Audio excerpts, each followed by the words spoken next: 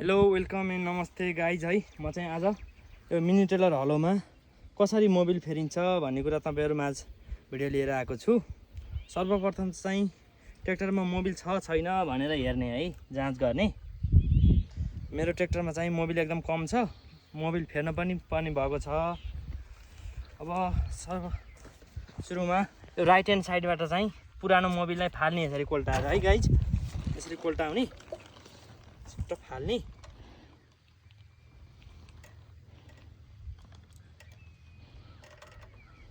यसरी कोल्टाएर फालेपछि सबै मोबिल खाली हुन्छ, एकछिन टाइम लाग्छ। म चाहिँ सिधै यो गरामा फाल्ने, तपाईँहरूले चाहिँ एउटा भाँडामा जम्मा गरेर राख्न सक्नुहुन्छ। म चाहिँ घरबाट भाँडो ल्याएको थिइनँ। यसरी पुरानो काम नलाग्ने मोबिल सट्ट फाल्ने।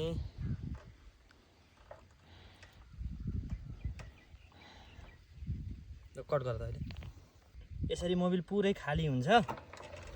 खाली भइसके पछाडि यसरी यो राइट ह्यान्ड साइडको क्यापलाई बन्द गर्ने। गाइज मैले चाहिँ यो पोलो कम्पनीको 40 मोबिल भनी लिएको छु। गाइज देख्न सक्नुहुन्छ तपाईँहरूले। यसलाई यहाँ पाल पार्ने।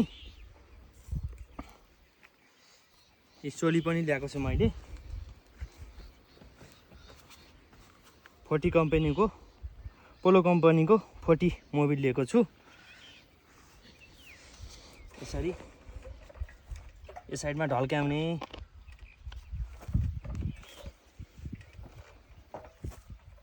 गाइज देख्न सक्नुहुन्छ तपाईँले।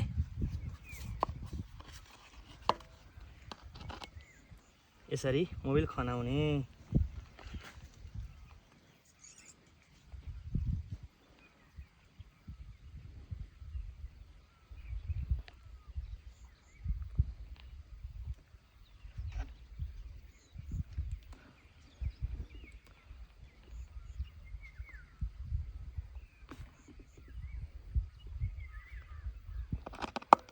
ल गाइस मोबिल हाल्दा चाहिँ सकियो। यसमा चाहिँ पुरै मोबिल हाल्नु हुन्न कि 600 ग्राम जति हाल्नुपर्छ कि यहाँसम्म। यसरी मोबिल हाल्ने काम चाहिँ समापन हुन्छ। मोबिल हालिसके पछाडि यसरी जाँच्ने कस्तो छ भन्दा मोबिल ठिक छ। यसरी यो ढक्कन बन्द गर्ने। ल गाइज यसरी मोबिल फेरियो। अब यो ट्र्याक्टर चाहिँ स्टार्ट गरेर हेर्छु।